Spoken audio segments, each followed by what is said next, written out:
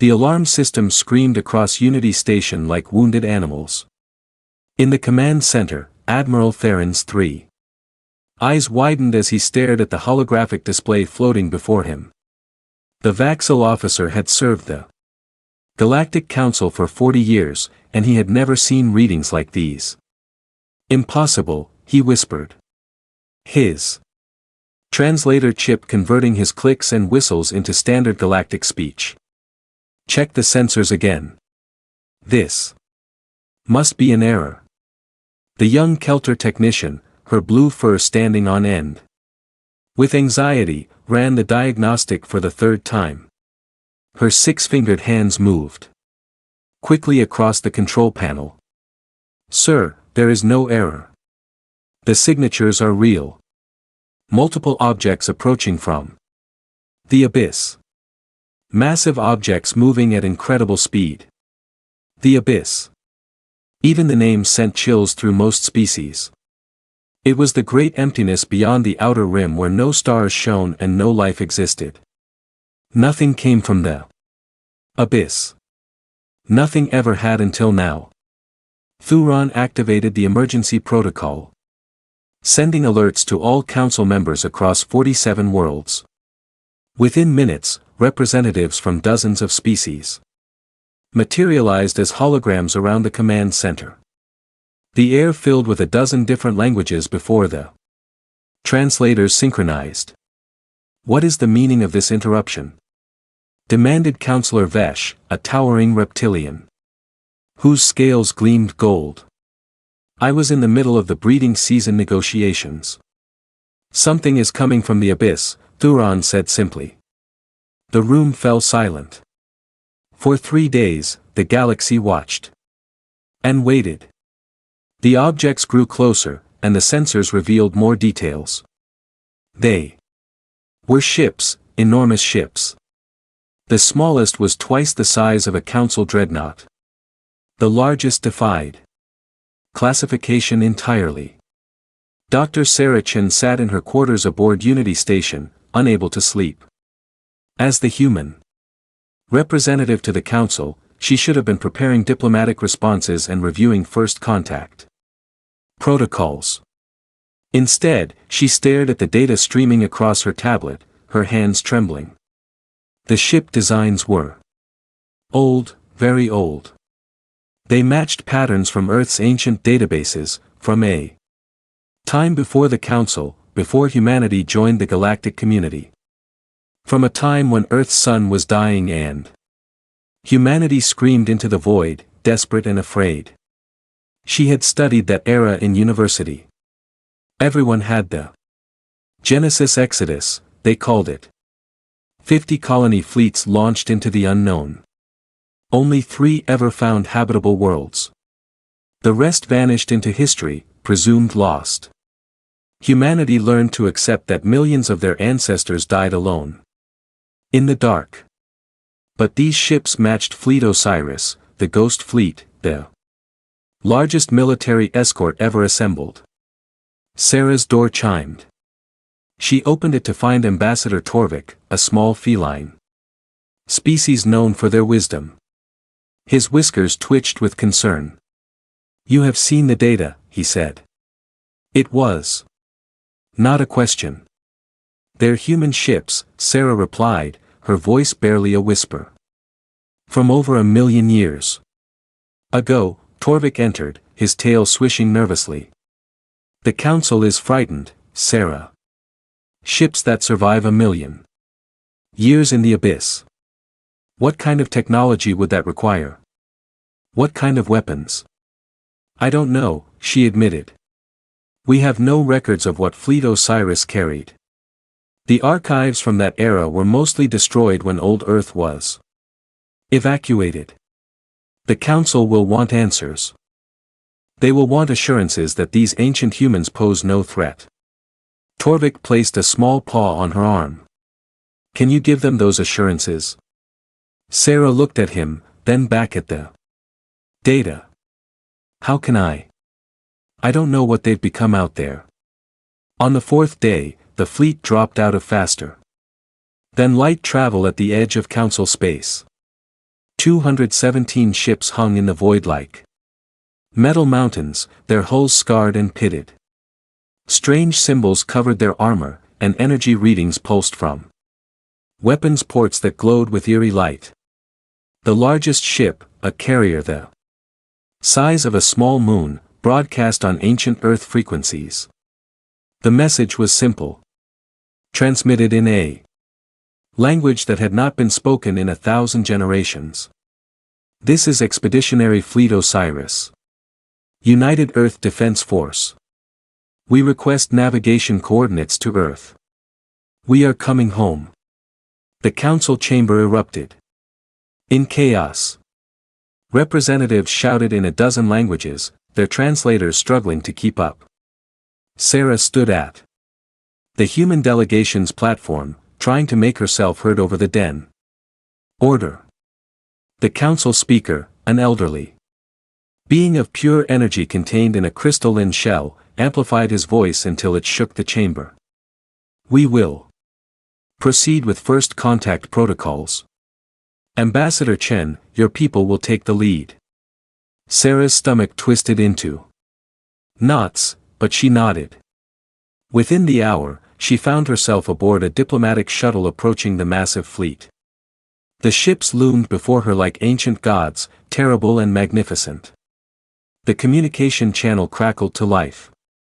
Diplomatic vessel, you are cleared to dock with the command carrier, Eternal Vigil. We have much to discuss. The voice was human, but something about it seemed wrong. Too precise, too cold. Like a recording of a human rather than an actual person. Sarah's shuttle slid into a docking bay that could have held 100 ships her size. As the airlock pressurized, she checked her biocanner. The atmosphere was breathable, standard Earth mix. That was good, but the temperature was cold, kept at barely 15 degrees. That was odd. The airlock opened. A figure waited for her in the dim corridor beyond. He was tall, perhaps 2 m, wearing armor that seemed to be fused directly to his body. His skin had a strange metallic sheen and his eyes glowed with a faint blue light. But his face was human, scarred, weathered, but unmistakably human. Ambassador Chen. He said, his voice the same one from the transmission. I am Admiral Caney Vorenus, commander of Fleet Osiris. Welcome aboard. Sarah tried to speak but found her throat dry. She swallowed and tried again. Admiral, on behalf of the Galactic Council and modern humanity, I welcome you home. Fina studied her for a long moment, his glowing eyes unblinking. Modern humanity, he repeated slowly as if tasting the words. How interesting. Come, we have much to show you. He led her through corridors that seemed to pulse with life, though no crew members were visible. The walls themselves glowed with circuitry that reminded Sarah of neural pathways. After what felt like an eternity, they entered a vast chamber. Sarah gasped. Thousands of people stood in perfect rows, all wearing the same biomechanical armor as Vorenus. They stood absolutely still. Their eyes all glowing with that same eerie blue light. When Vorenus entered, they snapped to attention as one. The movement so synchronized it seemed choreographed. My crew, Vorenus said simply, what remains of them? We left Earth with 2 million souls. These 12,000 are all that survived. Survived what? Sarah asked. Horror creeping into her voice. Finus gestured and a hologram appeared in the center of the chamber. It showed a region of space that seemed to be filled with mechanical structures vast beyond comprehension.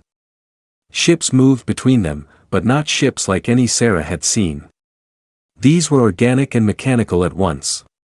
Their hulls covered in what looked like black crystal. We entered a region of space controlled by an intelligence we called the Devourers. Vorenus explained. They were older than the stars themselves.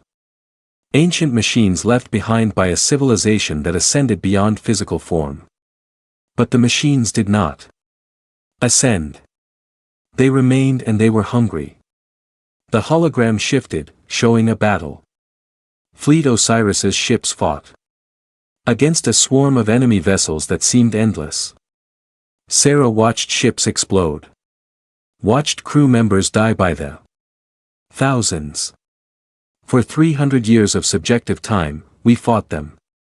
Voronus continued. But relativistic effects meant that outside our reference frame, 1,000,000 years passed. We used experimental faster than light technology that warped time itself. We could not return the way we came. We could only go forward, always forward. Fighting for every light year. How did you survive? Sarah whispered. Venus looked down at his armored hands. We changed. We had to change. Our scientists created augmentations that allowed us to survive in hard vacuum, to interface directly with our ships, to think faster and fight harder. Our biologist rewrote our genetic code to eliminate weakness. Our engineers fused us with captured enemy technology. He looked directly at Sarah, and she saw something frightening in those glowing eyes. We became weapons ambassador. It was the only way to win. The crew around them remained motionless, but Sarah could feel their attention on her. Thousands of augmented humans changed into something that was barely recognizable as her species. We finally destroyed the last devourer stronghold. 80 years ago. Oh, Vorna said, and then we turned toward home. We traveled for decades more, following stellar charts that were older than civilizations, and now we are here. He stepped closer to Sarah, and she fought the urge to back away. Tell me, Ambassador, did we succeed? Did humanity survive? Did our sacrifice mean anything? Sarah found her voice, though it shook. Yes, humanity survived. Earth was evacuated before the sun died. We found new worlds. We joined the Galactic Council. We are thriving. Something flickered across Venusa's face. Relief? Satisfaction? It was hard to tell with his augmented features. Good. He said softly. Then it was all worth it. He turned to address his crew. Fleet. Osiris. Our mission is complete. We have found humanity. We have come home. The 12,000 voices responded as one, a sound that echoed through the chamber like thunder. Long live humanity. Sarah was escorted back to her shuttle in a daze. As she departed the massive carrier, she looked back at the fleet hanging in space. 200 ships that had survived 1,000,000 years of war. Crewed by humans who had transformed themselves into living weapons. What would the Council say? What would modern humanity say when they learned their ancestors had become this? But more importantly, what did Fleet Osiris want now? They had completed their mission. They had found home. But these were warriors who had known nothing but war for centuries. Could they adapt to peace? Would they even want to?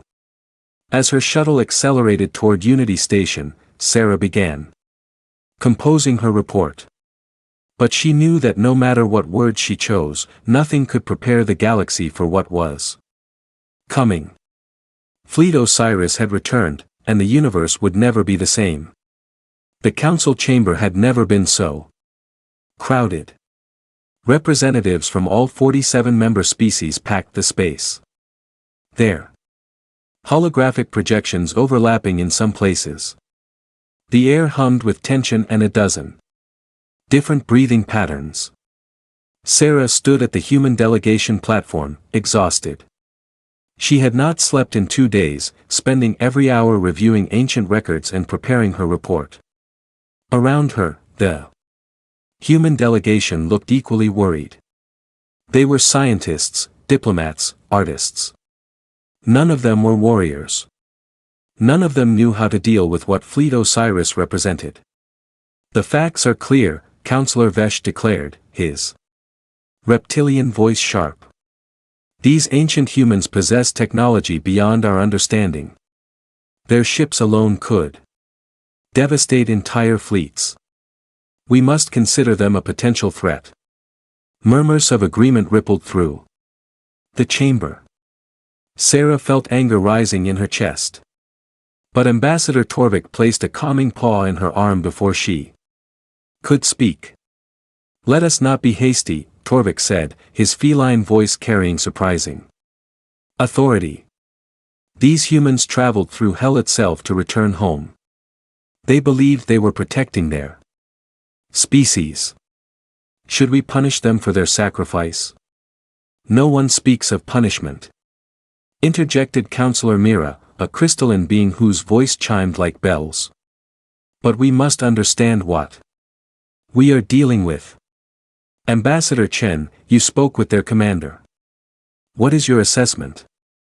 All eyes turned to Sarah. She took a deep breath, choosing her words carefully. "Admiral Varinus and his crew are traumatized. They have fought for survival for centuries. They have changed themselves in ways we cannot fully understand.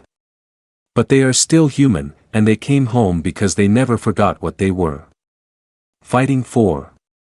"Pretty words," Vesh hissed. "But what do they want? Why bring a military fleet to Council space? Why not simply send a message?" Sarah had no answer to that. The truth was she did not know what Fleet Osiris truly wanted, and that terrified her. The council speaker raised his crystalline arms, calling for silence. "We will investigate these claims thoroughly. All ancient Earth records will be reviewed until we understand the full situation. Fleet Osiris will remain at the border.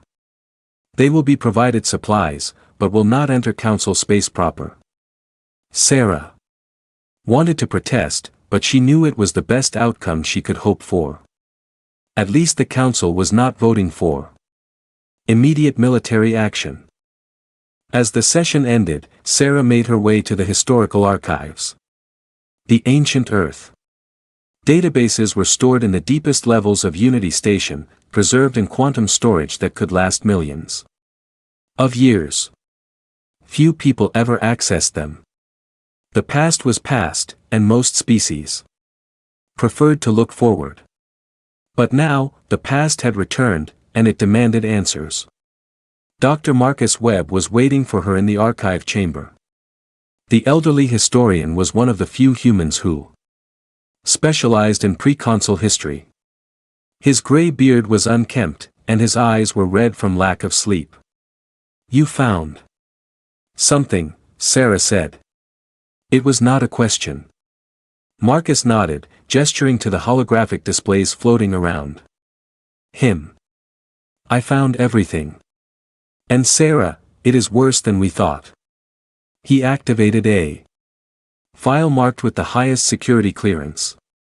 Sarah recognized the seal of the old Earth government from the era of the dying sun. "The Genesis Exodus was not just about survival," Marcus began, his voice heavy. "It was about preserving humanity in all its forms. The Council fleets carried colonists and scientists. The industrial fleets carried engineers and builders, but Fleet Osiris carried something different. The hologram showed soldiers, thousands of them, training in massive facilities. They were testing weapons, studying combat tactics, undergoing genetic modifications. Even then, Fleet Osiris was not just an escort," Marcus continued. "It was an invasion force. The old Earth government knew that any aliens humanity encountered might be hostile. So, they created a fleet designed to conquer, to dominate, to destroy if necessary." Sarah felt sick. They sent soldiers into the unknown, expecting war. They sent the best soldiers humanity had ever created. Mark is corrected. Enhanced, trained, equipped with weapons that pushed the boundaries of physics. The fleet carried experimental technology that even modern science cannot fully replicate. He pulled up another file, this one showing technical specifications. Sarah recognized some of it from her visit to the Eternal Vigil. Void drives, they called them. They could theoretically achieve faster than light speeds that warped space and time, but the calculations showed massive temporal dilation effects. The crews would experience months or years while centuries passed outside. So when Venus said they fought for 300 years, but 1,000,000 years passed, Sarah trailed off. He was telling the truth. Marcus finished. They launched into the abyss expecting a 10-year journey. They emerged 1,000,000 years later, having lived 3 centuries of subjective time, and every moment of those 3 centuries was war. Sarah sank into a chair, her mind reeling. What else did you find? Marcus hesitated, then activated another file. This one showed star charts and sensor readings. This is the region where Fleet Osiris was supposed to search for habitable worlds. According to these old surveys, there were anomalies detected. Energy signatures that suggested advanced technology. The old Earth government thought it might be friendly aliens.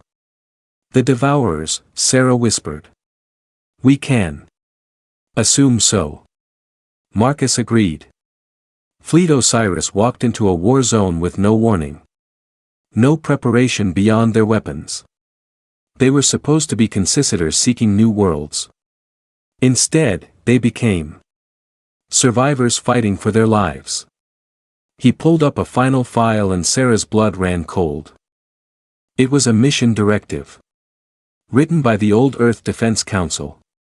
The words were clinical, precise, terrible. If Fleet Osiris encounters hostile alien forces superior to human technology, all ethical restraints are hereby lifted. Commanders are authorized to use any means necessary for survival, including but not limited to forced biological augmentation of crew members, integration of captured alien technology, suspension of all human rights protocols, and temporal manipulation via void drive systems. The mission is survival. All other considerations are secondary. Sarah read the directive 3 times, hoping she had misunderstood. But the words remained clear. Fleet Osiris had been given permission to become monsters if necessary. And they had. The old government knew this might happen, Sarah said, her voice hollow. They sent these people out knowing they might have to sacrifice their humanity to survive. And they did survive, Marcus said quietly.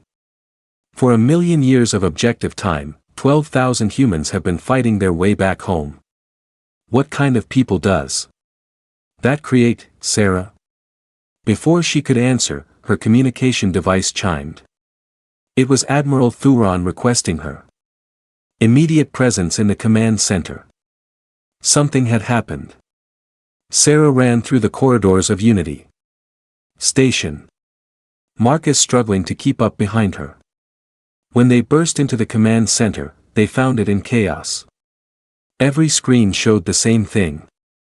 Fleet Osiris was moving. They are not attacking, Thuron said quickly, seeing Sarah's expression. But they are not staying at the border either. They are spreading out, sending scout ships to survey nearby systems. Did they ask permission? Sarah demanded. No, they simply informed us they were conducting reconnaissance. Admiral Venus said it was standard military procedure after arriving in unknown territory. Sarah pulled up a communication channel. Get me, Admiral Venus, now. The hologram appeared within seconds. Varinus looked. The same as before, his augmented eyes glowing in the dim light of his ship's bridge. Behind him, Sarah could see crew. Members working at stations, their movements precise and coordinated. Ambassador Chen, Varinus greeted her. I assume you are concerned about our ship movements. You cannot just move through council space without permission, Sarah said, trying to keep her voice level. There are protocols, procedures. Protocols written by species who have never faced extinction, Varinus interrupted. His voice was not harsh. But it was firm. We have arrived in a region of space we do not know, surrounded by species we have never encountered. Before we can stand down from combat readiness, we must ensure there are no threats. The Council is not a threat, Sarah insisted. Venus tilted his head, studying her. Perhaps, but we have learned not to take anyone's word on such matters. We will verify the situation ourselves. Our scouts will complete their survey in 72 hours. We will not interfere with any inhabited systems or civilian traffic. This is not acceptable, Thuron interjected, his translator making his clicks sound angry. You are violating council space regulations. We could interpret this as an act of war. For the first time, Vina smiled. It was not a pleasant expression. Admiral Thuron, I presume you command Unity Station's defense fleet. I do. How many ships in your fleet, Admiral? Thuron straightened. That is classified information. 243 combat vessels, Vina stated flatly. Your largest ship masses 800,000 tons. Your most powerful weapon is a plasma accelerator cannon. With an effective range of 600,000 kilometers, your shields can withstand approximately 47 terawatts of sustained fire before failure. The command center fell silent. Venus had just recited classified military data that should have been impossible to obtain. We have been scanning your defenses since we arrived, Venus continued calmly. Your technology is impressive for a peaceful civilization. But Admiral, my fleet has fought enemies that make your entire military look like children playing with toys. We do not want war with the Council. But do not threaten us with war. You would lose. He said it without arrogance, without anger, just a simple statement of fact. And somehow that made it more terrifying. Sarah stepped forward, placing herself between the two admirals. Admiral Varinus, please. We are not your enemies, but you must understand the Council has never encountered anything like your fleet. They are afraid. They need time to adjust to understand. Venus looked at her, and for a moment his expression softened. I understand fear, Ambassador. I have lived with it for 3 centuries. But fear is not an excuse for stupidity. We will complete our reconnaissance. We will determine if this region of space is safe, and then we will decide what comes next. Decide what comes next. Sarah repeated. What does that mean? It means we need to understand what humanity has become. Varinus said, we left Earth as its defenders.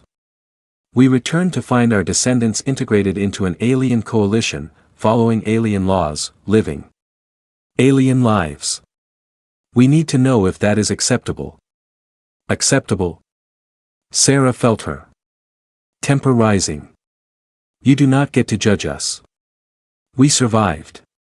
We thrived. We built something beautiful here. Did you? Venus asked. Or did you simply surrender your independence for the illusion of security? Before Sarah could respond, Venus cut the connection. His hologram vanished, leaving the command center in stunned silence. Marcus placed a hand on Sarah's shoulder. There is something else you need to see, he said quietly. Something I found in the archives that you are not going to like. They returned to the historical database and Marcus pulled up a series of files marked with council seals. Recent files, not ancient ones. These are council intelligence reports, Marcus explained. From the first decades after humanity joined the council, Sarah, the council has been manipulating us, deliberately keeping us weak. The files showed meeting minutes, secret directives, psychological profiles. Sarah read them with growing horror. The council had identified humanity as a potential threat from first contact. Humans bred quickly, adapted easily, and showed remarkable aggression when threatened. So, the council implemented a long-term strategy. They encouraged human integration into galactic society. They promoted human artists and scientists while quietly discouraging military development. They used social engineering and subtle pressure to reshape human culture into something peaceful, cooperative, and most importantly, controllable. It had taken for centuries, but it had worked. Modern humanity was exactly what the council wanted. Smart enough to be useful, peaceful enough to be harmless. They made us weak on purpose, Sarah whispered. They made us safe, Marcus countered. There is a difference. But Sarah, if Admiral Vorenus discovers this, Sarah did not need him to finish. Fleet Osiris had fought for 1,000,000 years to protect humanity. If they learned their descendants had been deliberately neutered by alien manipulation, there would be war and the council would lose. Sarah looked at the data one more time, then made a decision. Delete these files. Encrypt them. Lock them behind security that even I cannot access. Sarah, do it. She ordered. Venus cannot know. Not yet. Not until we find a way to bridge this gap between ancient and modern humanity. If he learns the truth now, millions will die. Marcus hesitated, then nodded. His fingers moved across the controls and the files vanished into encrypted storage. But Sarah knew the truth would come out eventually. It always did, and when it did, the galaxy would burn. The integration zones were supposed to be neutral ground. 3 asteroid stations had been converted into meeting places, where crew members from Fleet Osiris could interact with the wider galaxy under controlled conditions. The Council hoped that contact with modern civilization would help the ancient warriors adjust to peaceful life. It was a disaster from the beginning. Sarah watched the security footage with growing dread. On Station Gamma, an Osiris soldier named Lieutenant Kovac had encountered a group of modern humans working at a trade depot. The conversation started cordially enough. But then Kovac learned that these humans reported to a Vaxel supervisor. You take orders from an alien? Kovac's voice was sharp with disbelief. The modern human, a young woman named Jin Park, looked confused. Mr. Thovel is my manager. It is normal workplace hierarchy. You are a human. You should not be taking orders from anything that is not human. Jin's expression hardened. That is racist. The council is built on equality between species. Kovac stepped closer and even through the camera, Sarah could see the predatory grace in his movements. Equality. You are biologically superior to most species in this station. You are faster, stronger, more adaptable, yet you accept subordinate positions. Your ancestors would be ashamed. Security had to intervene before the situation escalated. Kovac left peacefully, but the damage was done. Within hours, the incident was all over the galactic news networks. Ancient human soldier promotes species supremacy. Modern humans denounce ancestors' beliefs. The Council fears extremist ideology. But that was just one incident among hundreds. On Station Alpha, Osiris crew members witnessed a human family celebrating their daughter's bonding ceremony with a Kelter partner. The sight of human alien interbreeding sent several Osiris soldiers into a rage. They did not attack, but they made their disgust clear. The family left in tears, and the story spread across every human colony. On Station Beta, an Osiris engineer gave an impromptu demonstration of hand-to-hand combat techniques. Within days, young humans from nearby colonies arrived, begging to be taught. The Council tried to shut down these training sessions, but they moved underground, held in cargo bays and abandoned facilities. Sarah found herself in emergency meetings every day, trying to control the damage. But the truth was simple and terrifying. Fleet. Osiris represented something that modern humanity had forgotten. They represented strength, pride, the idea that humans did not have to apologize for existing. And many young humans found that message intoxicating. We are losing control of the narrative, Ambassador Torvik said during one late-night meeting, his whiskers drooped with exhaustion.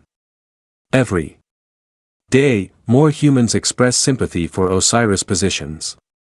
They are calling themselves inheritors now, claiming they want to inherit the strength of their ancestors. Sarah rubbed her temples, feeling a headache building. The Council is making it worse by trying to censor them. It just makes Osiris look like victims of oppression. They are victims, said Marcus Webb, who had become Sarah's unofficial advisor on all things related to Fleet Osiris. Victims of time, of war, of everything they endured. But that does not make them right. Does it make them wrong? Sarah asked quietly. The room fell silent. It was the question no one wanted to address. Were the Osiris soldiers wrong to be proud of their humanity? Were they wrong to question why modern humans seem so passive, so willing to follow alien leadership? The answer was complicated, and complications were dangerous. A message alert interrupted the uncomfortable silence. Sarah's face went pale as she read it. Admiral Voris is requesting a private meeting on Earth. Absolutely not. Counselor Vesh declared when Sarah brought the request to the full council. We cannot allow him to visit Earth. The symbolism alone would be catastrophic. He has the right to see his home world. Sarah argued. His fleet fought for 1,000,000 years to return home. Are we going to deny them even that? Earth is not his home. Vesh countered. His home was destroyed by the expanding sun 1,000,000 years ago. Modern Earth is a different world built by different humans. He has no claim to it. He is still human. Sarah said, her voice rising. And I am still the human representative. I am authorizing the meeting. The council erupted in argument, but Sarah had the authority. 24 hours later, she found herself standing in a meadow on Earth, watching a shuttle descend from orbit. Admiral Vorinus emerged alone, without guards or weapons. For the first time, Sarah saw him out of his armor. He wore a simple uniform. Though the metallic sheen of his augmented skin was still visible, he stood in the grass, looking around with an expression of wonder. Trees, he said softly. Real trees? I had forgotten what they looked like. Sarah gave him space, watching as he walked through the meadow. He touched leaves, smelled flowers, knelt to feel the soil between his fingers. When he looked up at the sky, she saw tears running down his face. We made it, he whispered. After everything, we made it home. They walked in silence for a while, following a path through the forest. Eventually, they reached a cliff overlooking the ocean. Fina stood at the edge, watching waves crash against rocks far below. "This is not the Earth I remember," he finally said. "My Earth was dying. The sun was expanding. The oceans were boiling away. We evacuated. Billions, but there was not enough time, not enough ships. I remember watching children being left behind because there was no room. I remember their screaming, his hands clenched into fists. That is why we accepted the mission. That is why we volunteered to become what we became. Because someone had to go out there and find safety for humanity, no matter the cost." "You did find it," Sarah said gently. "Look around. Humanity is safe. We are thriving. Your mission succeeded. Did it?" Fornest turned to face her, his augmented eyes glowing. "I see humans who have forgotten what it means to be human. I see a species that has surrendered its identity to become part of some galactic collective. I see weakness where there should be strength. You see peace where there used to be war." Sarah corrected. "You see cooperation where there used to be conflict. Is that really so terrible?" "It is terrible if it means humanity cannot defend itself." Fina said, "What happens when the council fails? What happens when a real threat emerges? Will your diplomats and artists save you? The council has maintained peace for over 3,000 years. Sarah argued. "We have not faced a major war in 3,000 years is nothing." Vorenus interrupted. "The Devourers existed for millions of years before we destroyed them. There are threats in this universe that your precious council cannot even imagine. And when they come, humanity will need to be strong enough to survive. So, what do you want?" Sarah asked, frustration bleeding into her voice. "Do you want us to abandon the council? Start building weapons? Turn humanity back into warriors?" Finus looked back at the ocean. "I want humanity to have a choice. Right now, you have been shaped by alien influence into something docile and controlled. I want humans to remember that we can be more than that. And if remembering means violence," Sarah challenged. "If it means war, then it means survival." Verena said simply, "I would rather see humanity standing and fighting than kneeling in peace." Sarah wanted to argue, but movement in the sky caught her attention. Shuttles. Dozens of them descending toward the meadow. "What did you do?" she demanded. Venus did not look at the shuttles. "I invited people to meet me. People who want to hear what I have to say." The shuttles landed and hundreds of humans emerged. Young people mostly, but also some older ones. They wore homemade uniforms with the Osiris fleet symbol. The inheritors, Sarah realized with horror. Venus had called them here. "You cannot recruit people like this," Sarah said. "The council will see it as an act of aggression." "I am not recruiting," Barinus replied. "I am simply offering truth. These people have chosen to come on their own." He walked toward the gathered crowd, and Sarah had no choice but to follow. The young humans looked at Varinus with something close to worship in their eyes.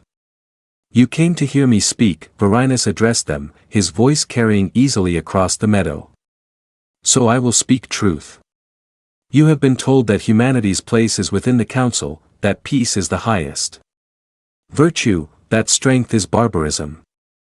But I am here to tell you that your ancestors were strong. They conquered Earth's gravity well. They built empires among the stars. They faced extinction and refused to die."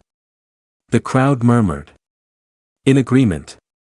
Sarah saw the dangerous enthusiasm in their faces. "The council Fear's strength, the news continued. They fear what humanity could become if we remembered our power.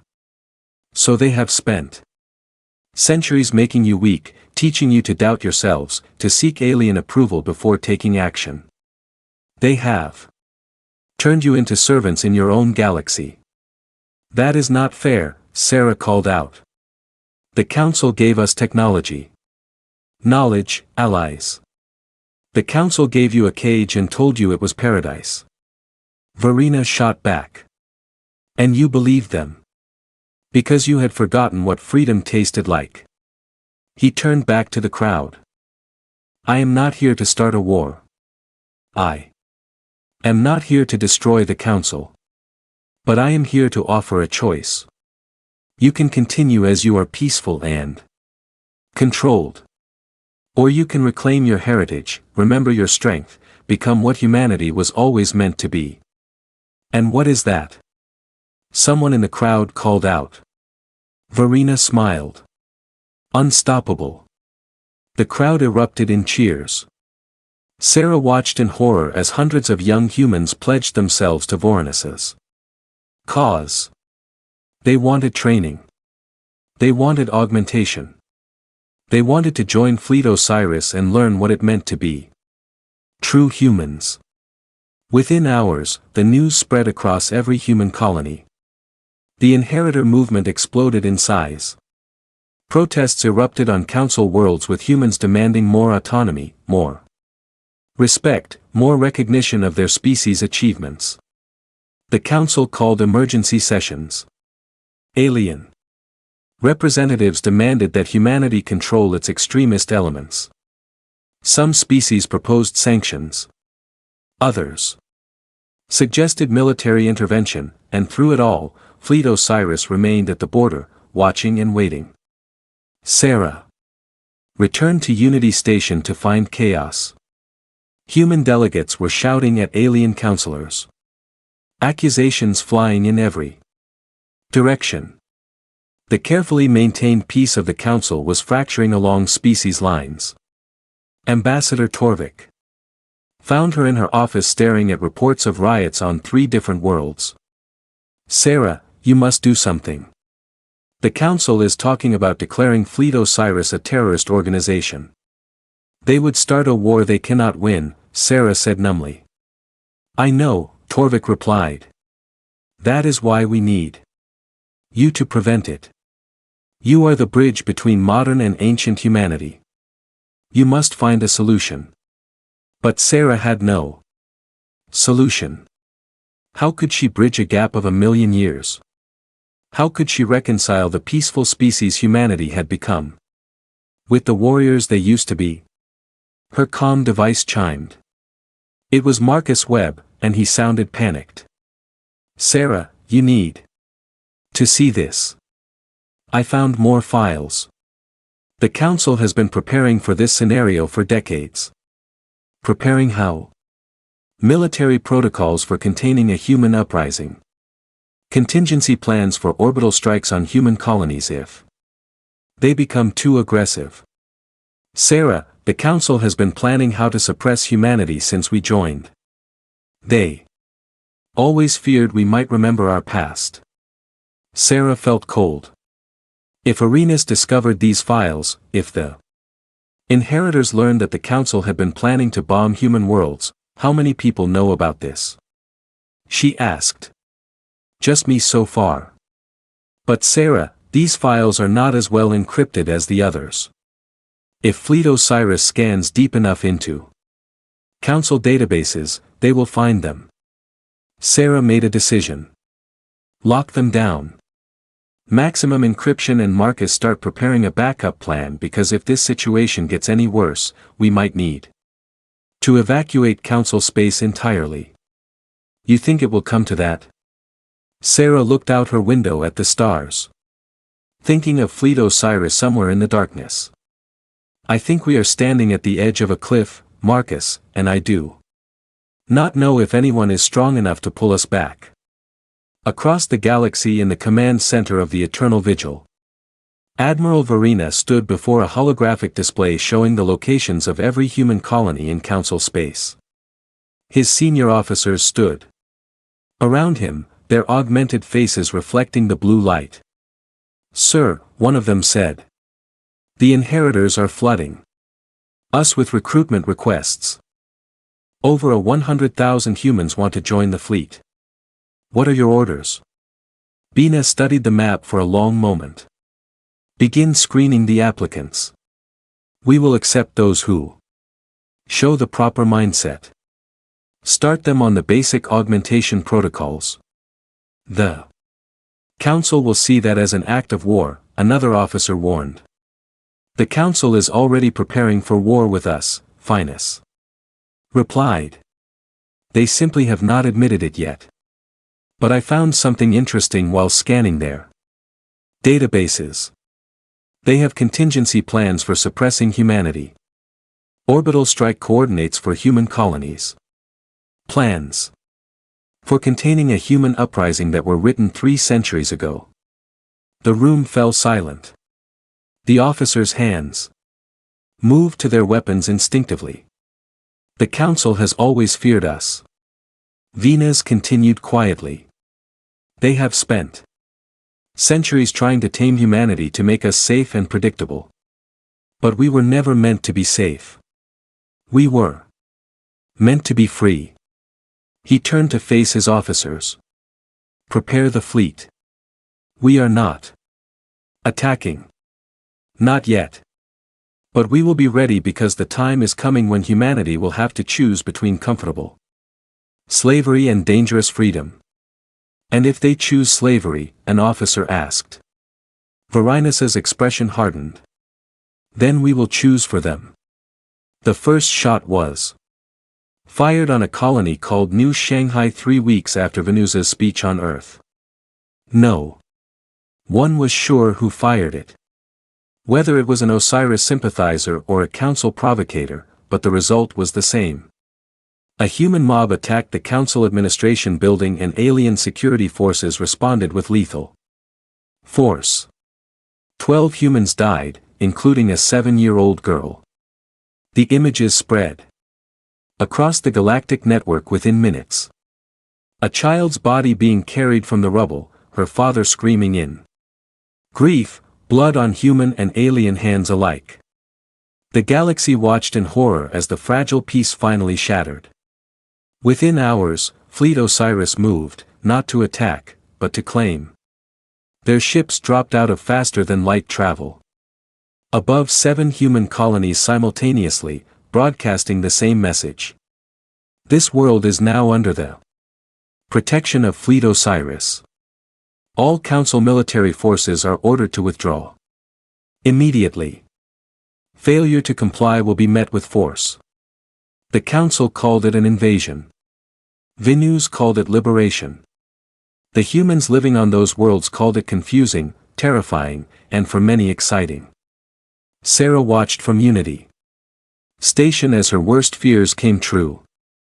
Council fleets mobilized, moving to surround the occupied worlds. But they hesitated. No one wanted to fire the first shot that would start a war with Fleet Osiris. Everyone had seen the combat simulations. Everyone knew how such a war would end. "We must negotiate," Ambassador Torvik insisted during an emergency council session. "Before this spirals beyond control, negotiate." Councillor Vesha's scales flushed red with rage. They have seized sovereign council territory. They have declared independence for worlds that are under council protection. There is nothing to negotiate. Then what do you propose? Sarah demanded. War. Are you willing to sacrifice millions of lives to maintain control over human colonies? We are willing to maintain order, Vesh replied coldly. If humanity cannot control its extremist elements, the Council will do it for them. The threat was clear, and it sent chills through every human representative in the chamber. This was exactly what Marcus had found in those encrypted files. The Council had always been prepared to put humanity down if they became too troublesome. Sarah stood, her voice shaking with barely controlled fury. Is that what this has always been about? Keeping humanity weak enough that you could destroy us if necessary. The chamber fell silent. Several alien counselors looked uncomfortable, avoiding Sarah's gaze. The council has protected humanity for centuries, Vesh said, but his voice lacked conviction. Protected us? Sarah pulled up files on her display. Marcus research filling the screens around the chamber. Ord led us. I have found documents showing social engineering programs designed to make humans more peaceful. I have found military contingencies for orbital strikes on human colonies. I have found centuries of manipulation disguised as friendship. Those files are classified. Another counselor objected weakly. They are also true, Sarah shot back. And now the humans you were so afraid of have returned from the darkness. The humans you could not manipulate could not control. And you are terrified because you know they are stronger than you. This is treason. Vesh declared. Ambassador Chen, you are hereby removed from your position and placed under arrest. Council security moved towards Sarah, but Ambassador Torvik stepped between them. You will not touch her. Sarah speaks truth that needed to be spoken. If the council has been manipulating humanity, we all deserve to know. Other representatives began speaking up, demanding investigations, calling for transparency. The council was fracturing species, choosing sides based on old alliances and newer fears. While the council tore itself apart, Sarah received a message on her private channel. It was from Admiral Varinus. Ambassador Chen, I think it is time we spoke honestly. Come to New Shanghai. Come see what we are building. Sarah knew it was dangerous, possibly even suicidal. The council would see it as collusion with the enemy. But she had run out of options. Someone had to try to prevent total war. She took a shuttle to New Shanghai without authorization, leaving Unity Station in chaos behind her. As she approached the colony, she saw Osiris warships in orbit, their weapons tracking every vessel that came near, but they let her through and she landed in the capital city. The transformation was already visible. Osiris soldiers walked the streets alongside local humans, their augmented forms intimidating, but not threatening. The council administration building had been converted into a training center where young humans learned combat techniques.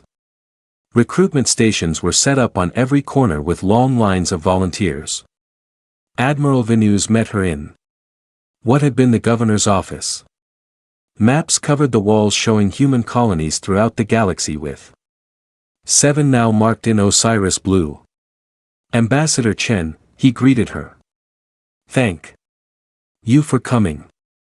I know this required courage. Courage or stupidity, Sarah replied. Admir, you are starting a war that will destroy millions of lives. You must know the council will not simply let you take their colonies. They are not council colonies, Varinus corrected. They are human colonies that the council claimed authority over, and the humans living here support us. We have held votes in all 7 systems. Over 70% chose to align with Fleet Osiris rather than remain under council control. Sarah had seen the voting results. He was not lying, though she suspected the votes were influenced by Osiris propaganda and the death of that child in the riots. What do you want, Admiral? Sarah asked tiredly. What is your endgame? Boring gestured to the maps. I want humanity to be free. Not free to do whatever the council permits, but truly free to determine our own destiny. These 7 colonies are just the beginning. More will follow. Eventually, humanity will have to choose between remaining with the council or Forging our own path. A path built on military might, Sarah said. A path that returns us to being warriors and conquerors. If necessary, Voronus agreed. But not because we want war. Because we refuse to be controlled by fear of war. The council kept you weak because they were afraid of what you might become. I am giving humans the choice to become strong again. And the humans who do not want that choice. Sarah challenged. What about the humans who are happy with the peace we built? They are welcome to keep their peace. Verena said. But they will keep it in council space, not in human space. The galaxy is large enough for both versions of humanity. Sarah saw the trap in his logic. You are dividing humanity. Creating a schism that might never heal. Humanity was already divided, Venus replied. Between those who remember what we are capable of and those who have forgotten. I am simply making that division visible. Before Sarah could respond, alarms began blaring. Venusa's expression darkened as he pulled up a tactical display. Sarah's heart sank as she saw what the sensors were showing. The council had made its move. A massive fleet had entered the system. Over 300 ships surrounding New Shanghai. It was the largest military force the council had assembled in centuries. All Osiris forces, came the transmission from the council fleet commander, a grizzled Kelter admiral named Jarek. You are in violation of council law. Surrender immediately or we will be forced to remove you by military action. Finis studied the tactical situation calmly. Admiral Jarek, your forces are impressive, but they are not sufficient to defeat Fleet Osiris. Withdraw now and avoid unnecessary bloodshed. You are outnumbered 3-1, Jarek responded. Surrender or die. Sarah watched Verena's carefully. This was the moment of decision. War or peace? Millions of lives hung in the balance. Admiral, she said quietly. Please, there must be another way. Venus looked at her and for a moment she saw the weight of 3 centuries of war in his eyes. There is always another way, Ambassador. But the Council will not take it. They have decided that humanity must be brought to heel. So be it. He touched a control and Sarah gasped as new contacts appeared on the tactical display. More Osiris ships emerging from stealth positions. Throughout the system. The Council fleet was not surrounding Fleet Osiris. They were surrounded by it. As you can see. Admiral Jarek, Vorna said calmly. I anticipated your response. My fleet has had weeks to prepare for this confrontation. You are welcome to test your forces against mine, but I promise you the result will be catastrophic for the Council. The communication channels erupted with chatter from the Council. Fleet. Sarah could hear the panic in their voices as they realized the tactical situation had reversed. This is madness, Xerox finally replied. If we fight here, billions will die across the galaxy as this conflict spreads. Then do not fight, Vina said simply. Withdraw your forces. Recognize the independence of these human colonies. Let humanity make its own choices. I do not have authority to make that decision, Jarek admitted. Then get someone who does, Voronus commanded. You have 6 hours before I consider your presence an act of war. The transmission ended. Sarah rounded on Venus, her fear turning to anger. You planned this from the beginning. You wanted this confrontation. I prepared for this confrontation. Venus corrected. The Council was always going to respond with force. I simply made sure that force would not be enough. Now they must negotiate or they will call your bluff. Sarah said. What happens if they attack anyway? Varinus's expression became cold. It is not a bluff, Ambassador. If they attack, I will destroy their fleet, and then I will move on the Council home worlds, and I will keep moving until the Council agrees to let humanity go. Sarah felt sick. This was genocide. He was threatening the destruction of entire civilizations. The ancient humans. I read about the ones who launched into the darkness to save their species. They would never have done this. They were heroes, not monsters. Heroes become monsters when the situation demands it. Voronus said quietly. That is the lesson of war, Ambassador. That is what 3 centuries of fighting the Devourers taught me. Sometimes you must be willing to become the very thing you fight against to ensure survival. Then you are no better than the Devourers. Sarah accused. Varinus did not flinch. Perhaps not. But I am alive. My crew is alive. Humanity is alive. Sometimes that is all that matters. The 6 hours passed in terrible tension. Sarah tried desperately to reach the Council to find some compromise, but no one would listen. The Council was divided between those who wanted to attack immediately and those who wanted to negotiate. The paralysis of democracy at its worst. With 1 hour remaining, a new transmission arrived. Not from Admiral Xerox, but from Unity Station itself. It was the Council speaker, the being of pure energy that led the entire galactic government. Admiral Voronus, the speaker's voice chimed like crystals. The Council has considered your demands. We cannot accept them. To do so would be to admit that military force determines law. That might makes right. We cannot build a civilization on such principles. You already have, Venus replied. You built it on the principle that the Council's military might keeps order. I am simply showing you that your might is not sufficient to control humanity. If we give in to you, every species in the Council will demand similar independence. The speaker said, the coalition will collapse. Thousands of years of peace will end. Maybe it is time for it to end. Varinus said, maybe a peace built on control and fear is not worth preserving. The speaker was silent for a long moment. Very well. You leave us no choice. The Council fleets will attack in 1 hour. May whatever gods exist have mercy on us all. Sarah felt her world collapsing. This was it. War. Real war. On a scale the galaxy had not seen in millennia. But before the hour expired, something unexpected happened. Another fleet arrived.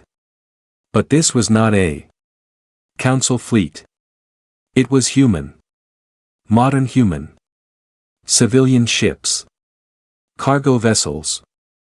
Passenger transports, thousands of them, forming a wall between the Council fleet and the Osiris forces. A transmission came from the lead ship. Sarah recognized the voice immediately. It was Marcus Webb. This is Professor Marcus Webb speaking for the Human Peace Fleet. We are unarmed civilians. We have placed ourselves between the Council and fleet. Osiris. If you want to start this war, you will have to go through us first. Sarah pulled up the manifest.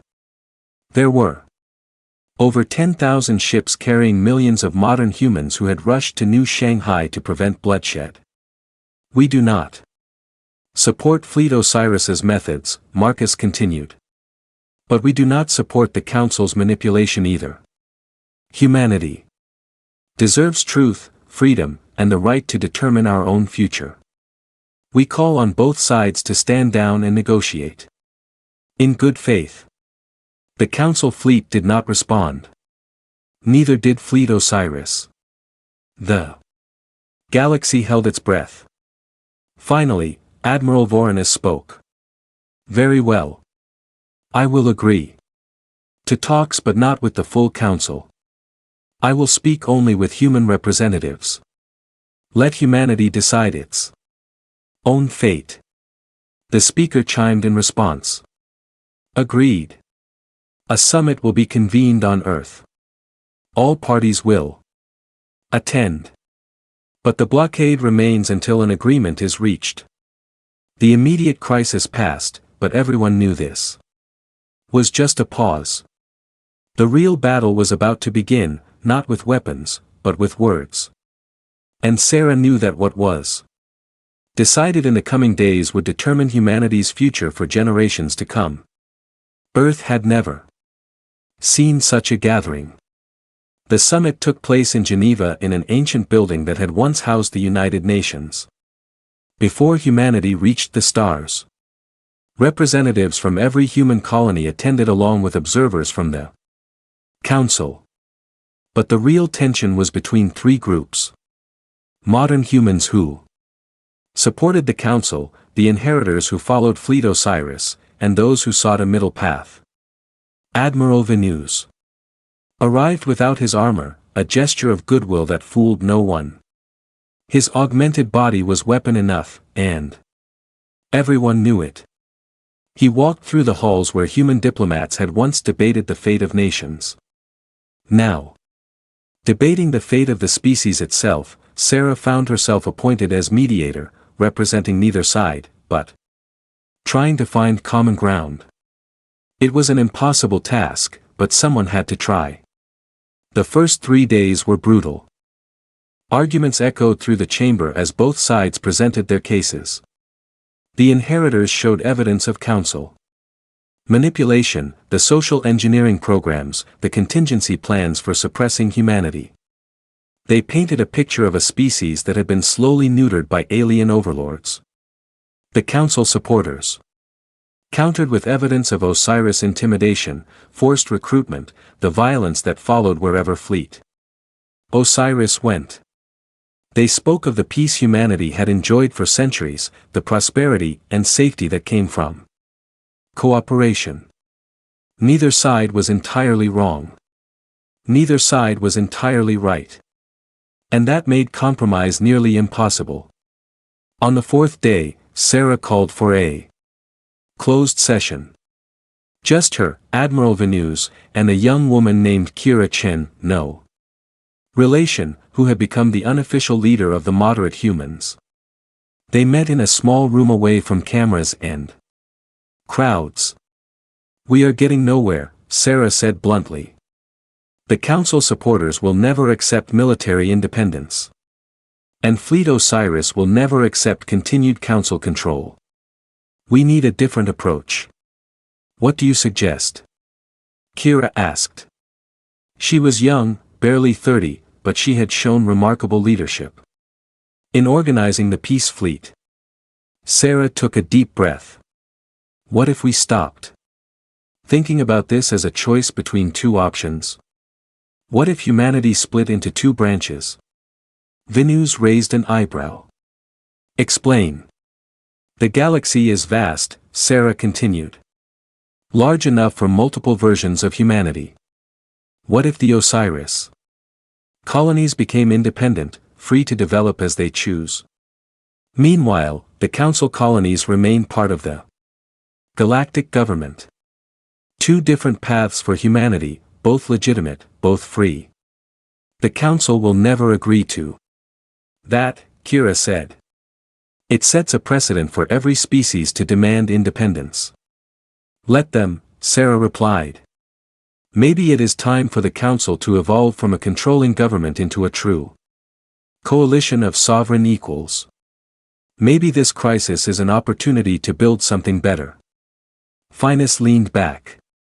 Considering, you propose we formalize the division. The council's pride, the admission of wrongdoing, the political fallout. But it was necessary. I will make it happen. She promised. The next 2 weeks were a whirlwind of negotiations. The council resisted at first, but the alternative Was war with Fleet Osiris, and nobody wanted that. Slowly, painfully, the framework of the Covenant emerged. Fleet Osiris and its supporters would establish the free human territories. Beyond the outer rim. They would be sovereign, independent, free to develop their own culture and military. The Council colonies would remain within the galactic government, but with guaranteed autonomy and recognition as a distinct entity with the right to self-governance. Trade agreements were drafted, defense pacts were written, boundaries were established, and most importantly, the Council agreed to release all classified files related to humanity, exposing centuries of manipulation. The revelations shocked the galaxy. Many species were outraged at the Council's actions. Others admitted they had suspected something. The political fallout was enormous, leading to reforms throughout the Council structure. The era of centralized control was ending, replaced by a more balanced system of sovereign cooperation. But amid the political chaos, there was hope. Humanity was finally free to choose its own path. Both paths. On the final day of the summit, Sarah stood beside Admiral Venus on a stage before thousands of humans and millions more, watching remotely. They signed the covenant together, their signatures representing the two branches of humanity. Today, we acknowledge a truth, Sarah said to the assembled crowd. Humanity is not one thing. We are diverse, contradictory, capable of great peace and great violence. We are artists and warriors, diplomats and soldiers.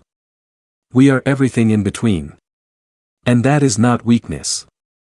That is strength. Verena stepped forward, his augmented form somehow less intimidating in the moment. My crew and I left Earth 1,000,000 years ago to protect humanity. We endured hell itself for that mission. And today we complete that mission not by controlling humanity's future, but by ensuring humans are free to choose their own future. He turned to face the crowd. 2.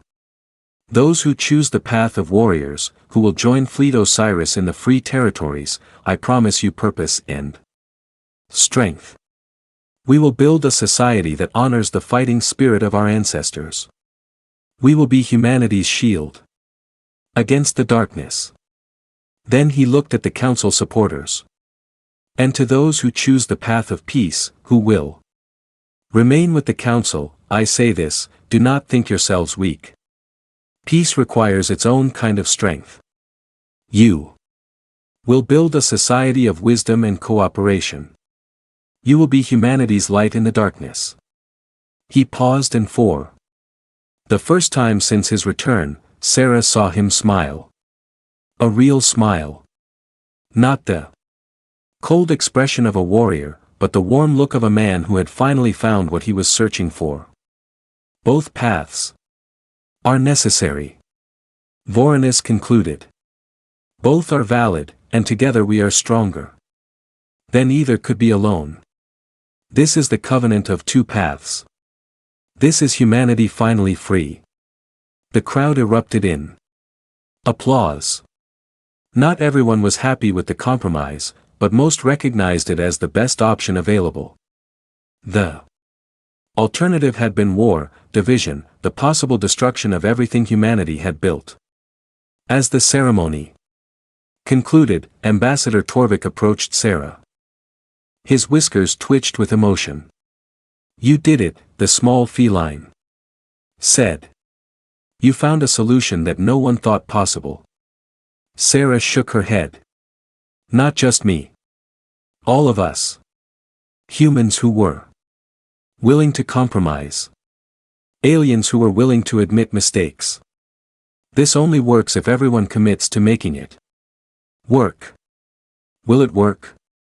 Torvik asked.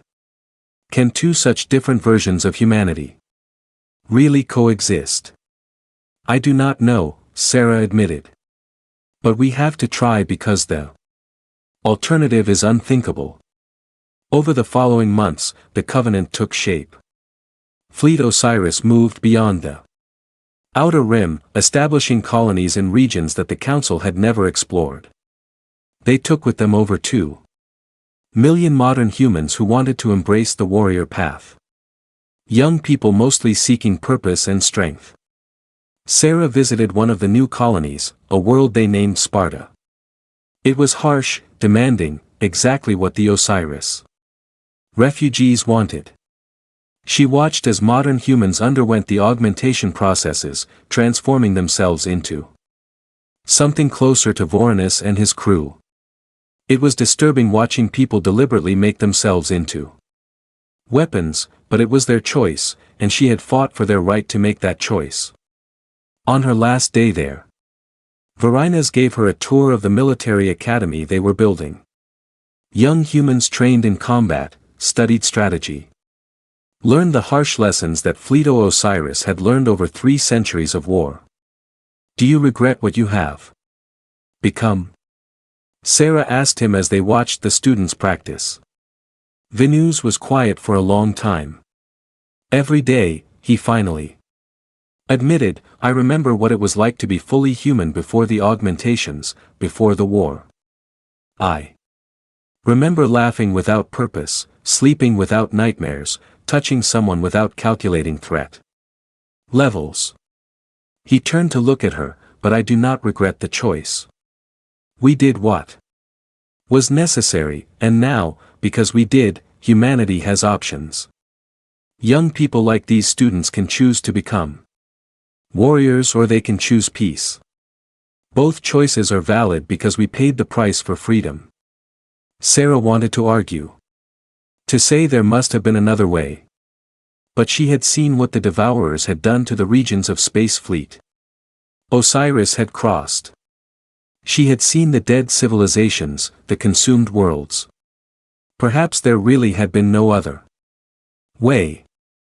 There is something else you need to know, Vorenus said quietly. Something I have not told the Council or even most of my crew. He pulled up a star chart showing the region beyond the free territories. In the darkness beyond, strange energy signatures pulsed. The Devourers are not extinct, Forrest said.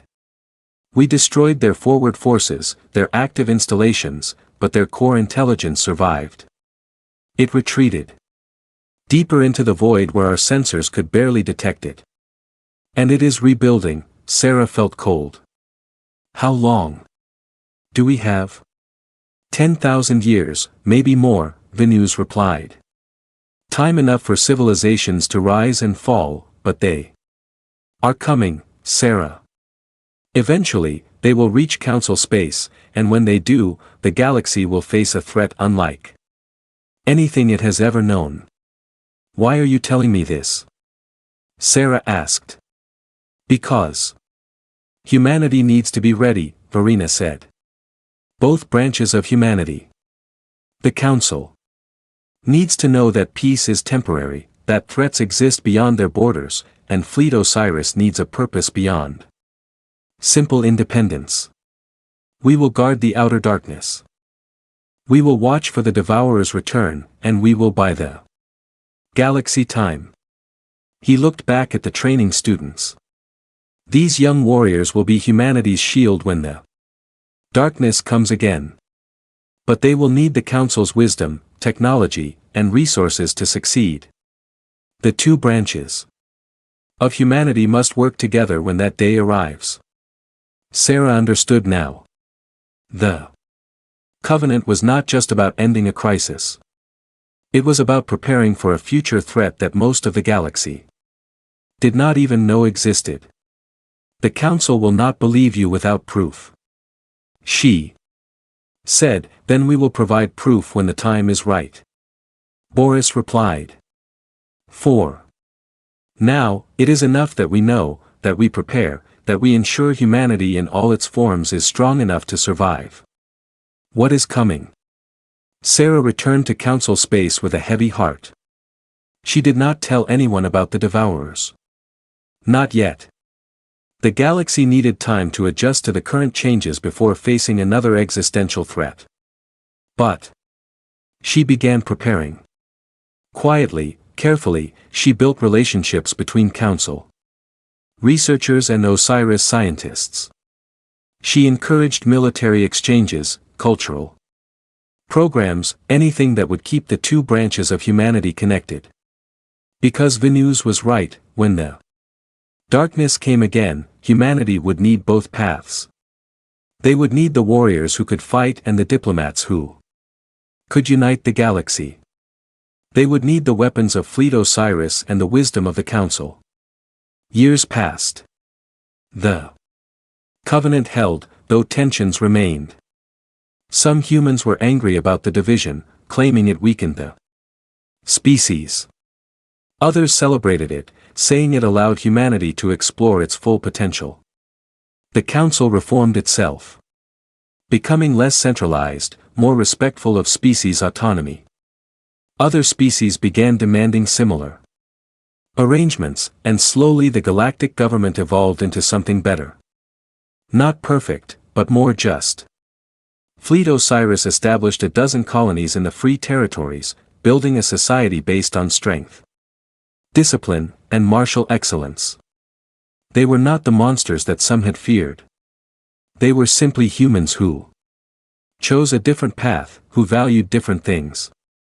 And on the boundary between the two territories, monuments were erected. Statues of Admiral Voronoi standing beside Ambassador Chen, representing the two paths of humanity. Plaques explained the covenant, reminded future generations why the division was necessary. One inscription appeared on every monument, written in every human language. We are one species walking two paths. The warrior and the peacemaker. The shield and the light. Both necessary, both valued, both human. When darkness comes, we stand together. When peace reigns, we celebrate our differences. This is humanity. This is our strength. Sarah stood before one such monument years later, now an old woman. Beside her stood young people from both branches of humanity, learning their history, understanding why their ancestors made the choices they did. Did we make the right choice? One young woman asked. She wore the uniform of a council diplomatic cadet. I do not know, Sarah admitted. History will judge us. But we made the best choice we could with the information we had. We chose freedom over control, diversity over unity. We chose to let humanity be everything it could be rather than forcing it into a single mold. A young man in Osiris military armor spoke up. My grandfather served with Admiral Venus. He told me that the greatest victory Fleet Osiris achieved was not destroying the Devourers. It was returning home and giving humanity a choice. Sarah smiled. Your grandfather was a wise man. She looked up at the stars, thinking of Admiral Voron as somewhere in the free territories, watching the darkness beyond, thinking of the threat that would someday emerge from that darkness. Thinking of the future that humanity, all humanity would have to face together. But for now, there was peace. Not perfect peace, but real peace. The kind that required work, compromise, and mutual respect. The kind worth fighting for. The kind that Admiral Venus and 2 million souls had spent 1 million years earning. Sarah touched the monument, feeling the cold stone beneath her fingers. Thank you, she whispered to those ancient warriors. Thank you for not giving up. Thank you for coming home. Thank you for giving us the freedom to be ourselves. Somewhere in the darkness beyond, Fleet Osiris kept watch. Somewhere in council space, humanity thrived and grew. And somewhere between those two extremes, the covenant held a bridge between past and future, between war and peace, between the two souls of humanity. The galaxy spun on, ignorant of the threat. that lurked in the void. But humanity knew. Both branches knew. And when the darkness came again, they would be ready. Together, humanity would face the dawn, carrying both sword and olive branch, prepared for whatever the universe threw at them. This was the lesson of Fleet Osiris. This was the meaning of the covenant. Not that one path was right and the other wrong, but that both paths together made humanity unstoppable. The stars waited, the darkness gathered, and humanity, finally united in its diversity, finally free to choose its own destiny, stood ready to face whatever came next. The million-year journey was complete, but the story of humanity was just beginning.